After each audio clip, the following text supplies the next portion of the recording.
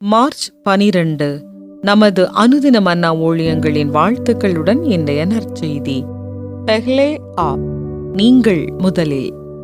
இன்றைய வேதாகம பகுதி பிலிப்பியர் 2 அதிகாரம் வசனங்கள் 5 முதல் 11 வரை. கிறிஸ்து இயேசுவிலிருந்த சிந்தையே உங்களிலும் இருக்க கடவது. அவர் தேவனுடைய ரூபமாயிருந்தும் தேவனுக்கு சமமாயிருப்பதை கொள்ளையாடின பொருளாக எண்ணாமல் தம்மை தாமே வெறுமையாக்கி அடிமையின் ரூபம் எடுத்து மனுஷர் சாயலானார்.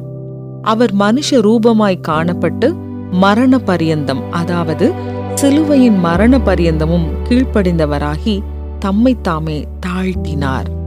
ஆதலால் தேவன் எல்லாவற்றிற்கும் மேலாக அவரை உயர்த்தி இயேசுவின் நாமத்தில் வானோர் பூதலத்தோர் பூமியின் கீழானோருடைய முழங்கால் யாவும் முடங்கும்படிக்கும் பிதாவாகிய தேவனுக்கு மகிமையாக இயேசு கிறிஸ்து கர்த்தர் என்று நாவுகள் யாவும் அறிக்கை பண்ணும்படிக்கும் எல்லா நாமத்திற்கும் மேலான நாமத்தை அவருக்கு தந்தருளினார். குறிப்பு வசனம்: மனத்தாழ்மையினாலே ஒருவரையொருவர் தங்களிலும் மேன்மையானவர்களாக எண்ணக்கடவீர்கள். பிலிப்பியர் 2:3. இந்தியாவின் கருணை மற்றும் விருந்தோம்பலின் முடிசூடா தலைநகரமாக லக்னோ கருதப்படுகிறது. ஏன் பயணிகள் லக்னோ ரயில் நிலையத்தை விட்டு வெளியே வருவதில்லை? ஏனென்றால் அவர்கள் ரயில் நிலைய நடைபாதையில் ஒருவருக்கொருவர் பெஹ்லே ஆப், அதாவது நீங்கள் முதலில் செல்லுங்கள் என்று சொல்லி அடுத்தவருக்கு வழி விட்டுவிட்டு யாருமே நகராமல் இருப்பதினாலே என்று அதற்கான காரணம் நகைச்சுவையாக பொருத்தமாக சித்தரிக்கப்பட்டுள்ளது.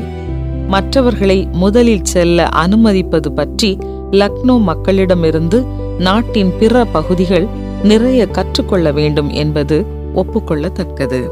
ஆனால் இயேசு கிறிஸ்துவை பின்பற்றுபவர்களான நமக்கோ தாழ்மைக்கான நமது அளவுகோல் ஆண்டவராகிய இயேசுவே.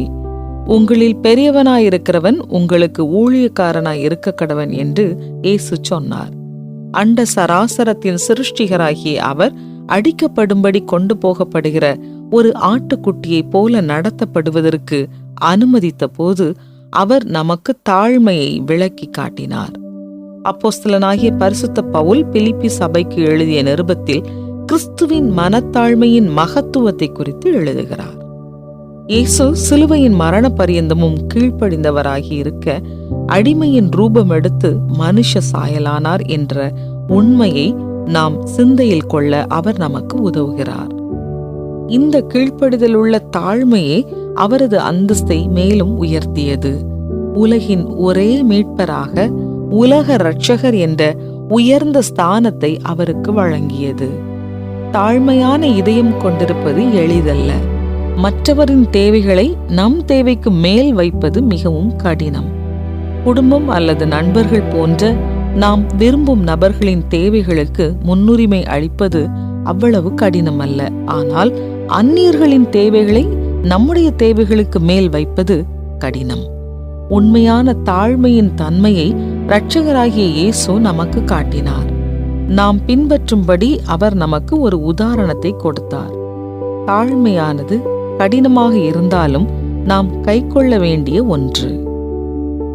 பிறர் தேவைகளை உங்கள் தேவைக்கு மேல் எவ்வாறு வைப்பீர்கள்? நீங்கள் வெறுப்பவர்களிடமும் எவ்வாறு அன்பு காட்ட முடியும்? அன்புள்ள ஆண்டவரே, உண்மையிலேயே தாழ்மையுடன் இருப்பது எனக்கு கடினமாக இருக்கிறது. ஆனால் உம்மால் எல்லாம் கூடும். நீர் காட்டிய தாழ்மையை தயவாய் எனக்குள்ளும் ஏற்படுத்தும். ஆமென்.